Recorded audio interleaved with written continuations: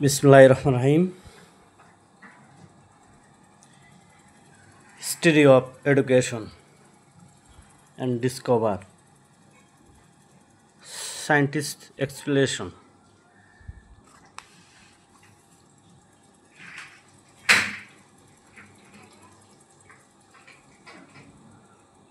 Topics পড়া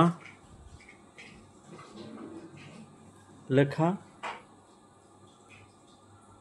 কে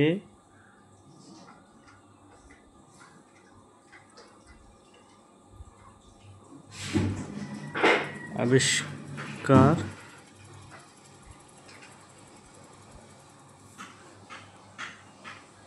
করেছেন?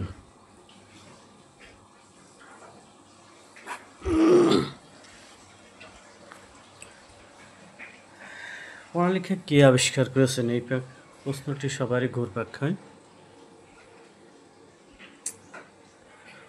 পড়াশোনা বা শিক্ষা ব্যবস্থা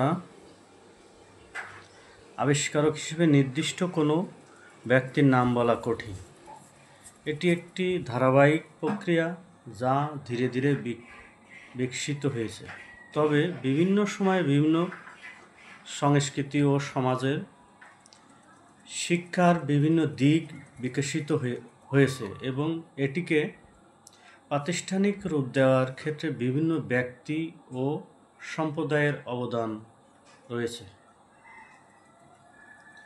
প্রাচীনকালে জ্ঞান ও অভিজ্ঞতা প্রজন্ম থেকে প্রজন্মে হস্তান্তরের জন্য অলিখিত বা মৌখিক শিক্ষা প্রচলিত ছিল। পরে লেখা পদ্ধতি আবিষ্কারের ফলে জ্ঞান লিপিবদ্ধ হতে শুরু করে।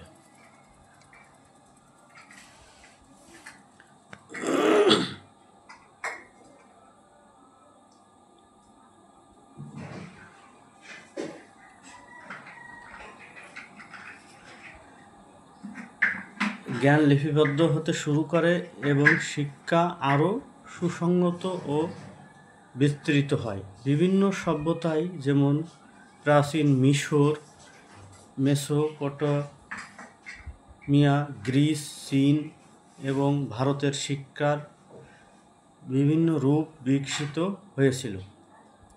বিভিন্ন সময়ে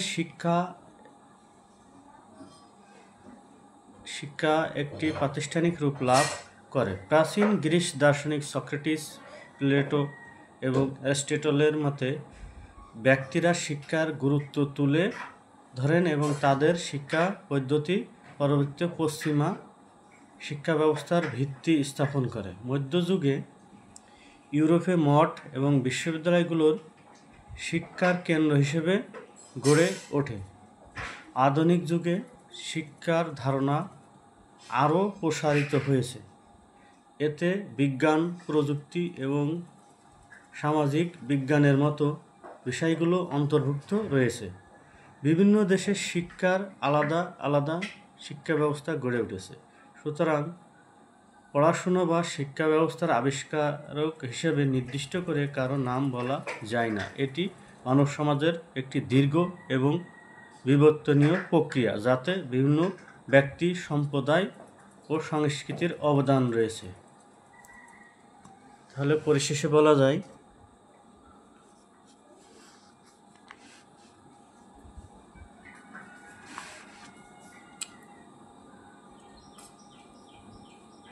একটি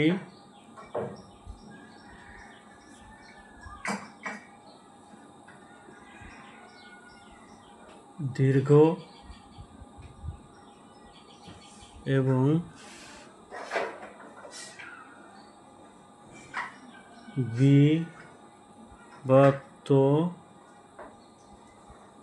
বিবর্তনীয়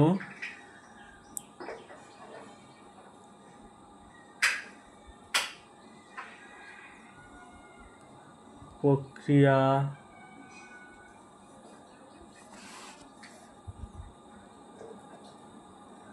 যাতে বিভিন্ন ব্যক্তি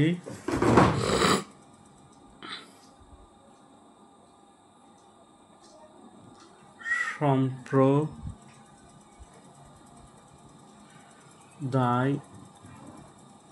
এবং